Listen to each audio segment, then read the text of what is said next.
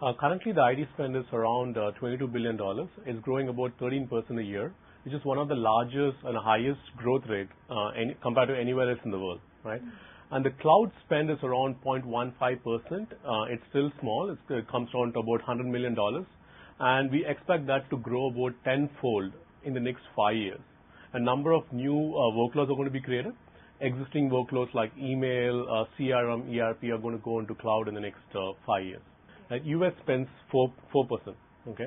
India GDP is growing at 8%. So US is hardly growing. And if you like, we are going to increase spending in terms of GDP. So instead of 1.7%, even conservatively it goes to 2.5%. And our GDP is also growing faster. So the IT growth is going to be phenomenal because GDP is growing as well as the percentage of IT spend on GDP is also going to grow. There are certain functions which is non-core to the company, and the data is not that secure. Security is not a major concern. So those are the areas which is going to go up. It could be the email is obviously one which is going to go on. CRM, which is predominantly used by Salesforce, who's on the road. As well as the data is not that critical to the company, and the business is not run on the data. So those are the workloads which is going to go on. And after a while is when you're going to have more complex workloads like business intelligence, business analytics, which is going to go on cloud. So that's going to be a phased approach what CIOs are going to take.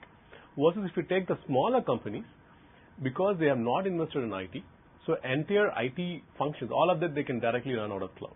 So though they are the ones who are going to leapfrog, versus the larger ones will take a measured approach. In 2015, the smaller companies are going to run their entire IT functions on cloud, but the larger companies will take the steps where they will move ERP onto the cloud, then they start moving some of the business analytics into the cloud and so forth.